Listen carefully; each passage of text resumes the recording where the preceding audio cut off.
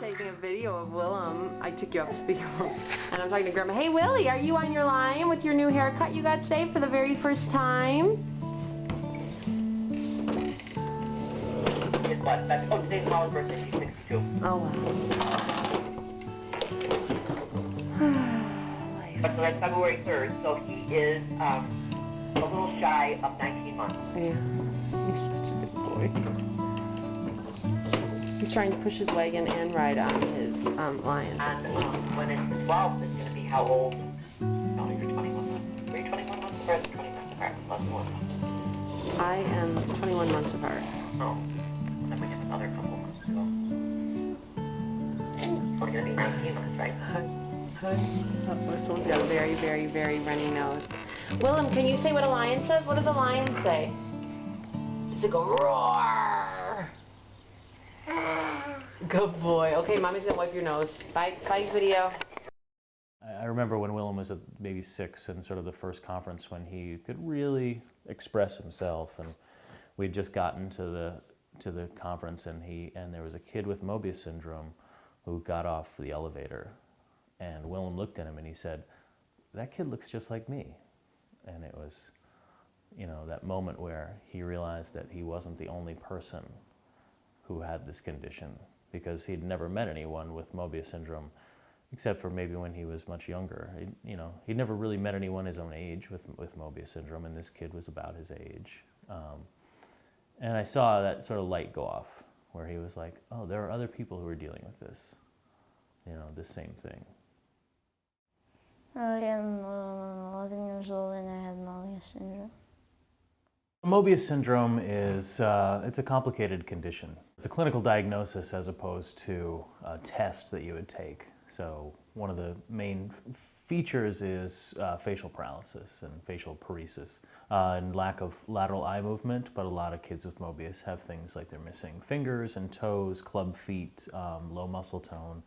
So Willem has Moebius syndrome, he has facial paralysis, no lateral eye movement, but he doesn't have any issues with his digits, but he does have low muscle tone. He also has some other sensory issues, which not everyone with Moebius has. So, in our case with Willem, it's mainly just affected his face, and he has really low muscle tone because of it, which is a very common Moebius thing, is to also have really low muscle tone. Pretty much right at birth, we noticed there was something. There's something wrong. He was born pretty normal delivery, but when we were in the hospital, Leslie tried to nurse him, and he just wouldn't. It just didn't happen. And she kept trying and trying, and I remember being in the recovery room, and Leslie every hour she would keep trying to nurse him, and he just wouldn't latch on. He just kept trying to nurse and nurse and nurse, and it went on for like 12 hours. I think she did for about 12 straight hours, and she was, very determined and not even really all that discouraged, and just kept trying to nurse him, and then they took him away for the night. And I think they said maybe they're going to try a bottle. And then they tried this test. There's a test where they tap a baby on the forehead to see if they blink. And so he failed that test, and that's when they thought this could be something really serious. He got his first MRI at 24 or 48 hours, and we didn't really know what was happening. And it came back looking somewhat normal for a baby. There was no, I guess they were saying they would be looking for white spots, but there was nothing abnormal about his MRI. The doctors kept coming in and they kept looking at him, and they said he had a strange cry. It didn't sound normal. His face didn't move normally, and then they said he was floppy, meaning he didn't have all the muscle tone. We were told we need to go see a neurologist. And geneticists, and at one point someone said, oh, you need to see a chiropractor. And we then went to Columbia University, and the doctor there came in, and I said, I think he has Moebius syndrome. The first neurologist I saw said that he didn't. And she left the room and came back with a textbook and had it open to Moebius syndrome, and looked at Willem and looked at the picture and looked at me and said, well, he looks just like the babies in this picture. So once we got sort of the diagnosis of Moebius, things got a little easier. So Willem started his speech therapy at about 3 months old. Eventually he actually started nursing, And that was a wonderful milestone. And then with the speech therapy, we were part of a study with the Moebius Syndrome Foundation and Talk Tools, and we did a lot of oral motor therapy.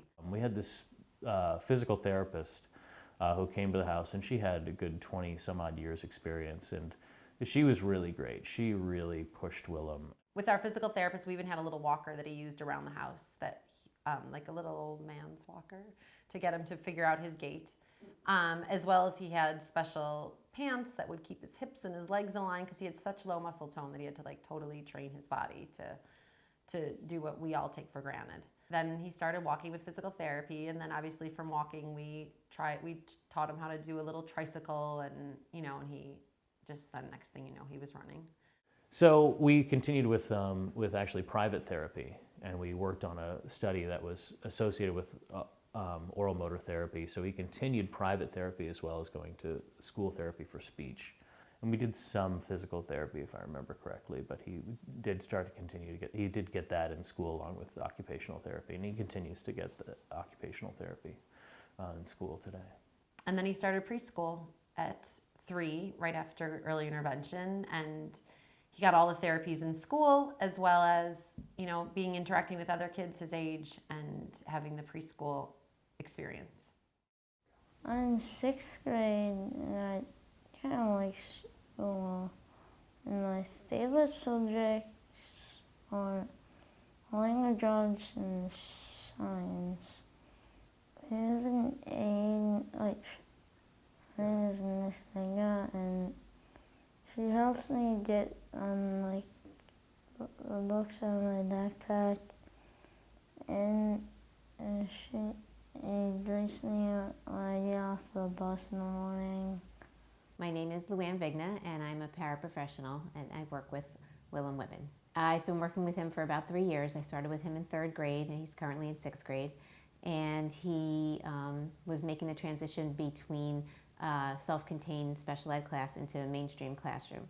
And so he needed someone to assist him in the mainstream classroom. A lot of what I do is taking notes for him because he struggles a little bit with his fine motor skills. So I do a lot of note-taking, scribing, they call it, and just generally keeping him on task. Sometimes he's an IEP, an individual education plan. He has some modifications where we can sometimes cut his work. A number of math problems. If there's 20, he has to do 10. We can cut it down a little bit. As long as he understands the concepts, it's fine. And just generally assisting him with whatever he needs help with in class. I go to all the specials with him, gym, music, art, library. But as he's gotten older, also, he doesn't need as much help because he's doing a lot of work on the computer now. He has his own laptop, and that's been very helpful in helping him with the writing portion of his schoolwork, too. Will is generally a very good student, mostly A's, I believe, and he's especially strong in language arts. He has great reading comprehension, excellent vocabulary, very good memory, and very hardworking, never gives up. That's what I like best about him. He never makes excuses, and he's just really a hardworking, great kid. He still struggles with muscle tone. That's one of the reasons why he does Taekwondo. He just has low physical strength and even fine motor skills. And in Taekwondo, he starts to work on that a good bit. I go to Taekwondo 2 times a week, and I love blue stripe belt, and I worked really hard to get this far in Taekwondo. My instructor's name is Meyer, and he's a really nice person. How was the class today? Now, please raise your hand.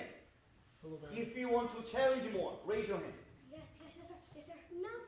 Yes, sir. Yes. Okay, arms down. Now, you want to challenge more, okay? And guys, if you think you are getting better and stronger by not giving up, then let's train more and more with me, guys. Do you guys understand, sir? Yes, sir. Let's train together, guys. Okay? I know you will be the best.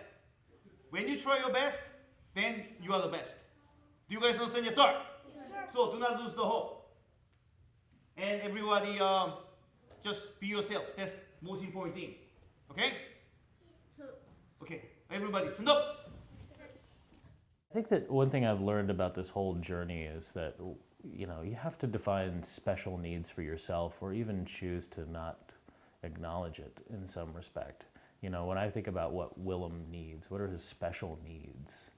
You know, one of his prime special needs, or maybe the only need that he has that's special, is he needs people to understand that he's different. Little kids will come up to us and say, "Why do you look different?" And well, you know, and then definitely more when he was little. Now I think that kids are getting older that are his peers. They just don't say anything, but you know, they'll say, you know, "Why do you look different?" Or why are his eyes funny? We get all the time. And I'll just tell them Willem was born differently than we were, and he has something called Moebius Syndrome. So my advice to a new mom who might have a child with Moebius Syndrome is to just love your baby and be amazed at what he'll learn to do. I think that was a thing when Willem was born, that we were so nervous the whole time and so scared. And when your baby can't smile back at you when you're cooing and cawing at them, you kind of maybe might stop doing that. And maybe we did that a little bit because we didn't really know if he could even hear us at first or if he knew what was happening. And I would say to just really treat him like any other child, even though you don't see what's going on facially as a recognition, which we all do. Every time we say anything to anyone, we look at their face to see what are they thinking? Do they think I'm saying something funny? You know, do they think that I'm making any sense? So I would say definitely even though they're not as a baby, even though they're not recognizing what you're saying in their face, they're definitely recognizing what we're saying in their hearts. So to definitely treat them like any other child and just hold tight, because I would say almost all children with Moebius syndrome in the stories that I know have made progressions, have maybe not all caught up to what their peers are doing at their age, but I'm watching as Willem is very much at the age of 11 catching up to his peers. So hold tight and watch them amaze you with the abilities that they have. And don't be afraid of their differences, that we're all different. I can't usually smile, but I actually can do this.